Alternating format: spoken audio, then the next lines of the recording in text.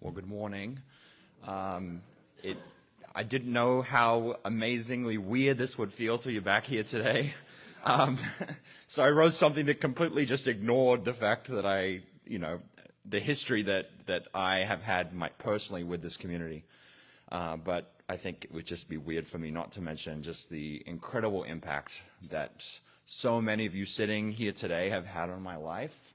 Ever since I came here as a 9-year-old, flown on a plane, with my family to come here, and the journey that this community has had since then, and me personally have had since then, and it hasn't always been a positive one, but I think the beauty of it is that we, as a community, have all become stronger because of those times, and we've learned how to talk to each other. And that's what the meditation is about today, is talking to ourselves and other people when views we hold might be contradictory.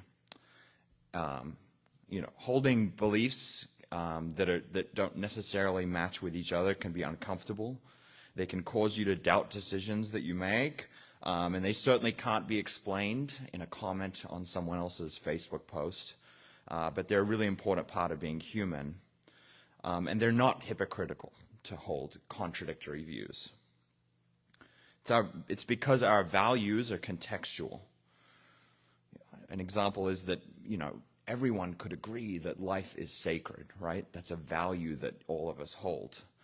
But in different contexts, different people would be able to communicate different things that could mean, right? It's contained within so many different beliefs we hold, that Black Lives Matter. People have different views on the death penalty, gun control, abortion, and even vegetarianism that all relate back to this idea that life is sacred.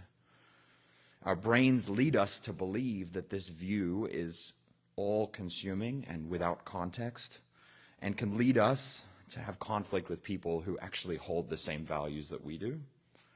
And so when we keep in mind that these beliefs can be contextual, we also should keep in mind that this belief can be challenged in each of us, and we need to acknowledge that in different contexts, this belief can mean different things.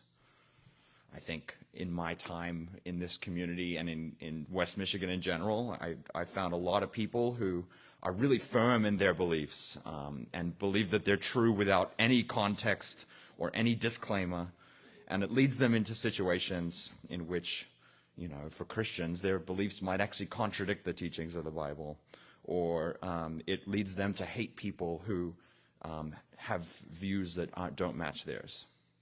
And when we treat our beliefs as contextless and above scrutiny, we're often led to the hatred of others who don't share those beliefs. But that's the beauty of a place like C3, where all of our beliefs have context and we examine the nuances of them. And I think it's important for us to acknowledge the nuances of our beliefs, but also to do so for internal peace, but also for our relationships with others. And I was really inspired a few days ago to come to a rally in Central Park in support of women's autonomy, and just to see how far this community has come, not just C3, but the broader community in general, to be able to not only hold these beliefs, but stand up and fight for what they know is right. I've got a passage related to talking to other people that I'd like to read. Martin Luther King's question was always, how is it that one group, the white group, can despise another group, which is the black group? And will it always be like this? Will we always be having an elite condemning or pushing down others that they consider not worthy?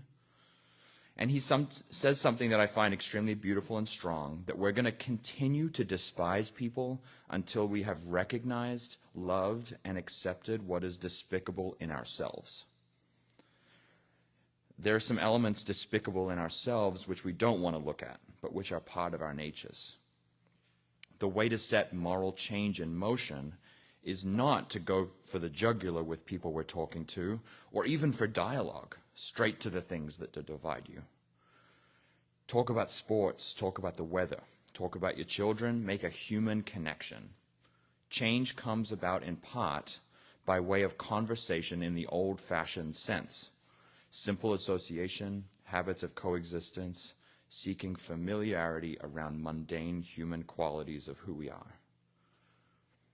People who have turned the world on its axis across history have called humanity to love. It's time to dare this more bravely in our midst and dare learning together how love can be practical, creative, and sustained as a social good, not merely a private good.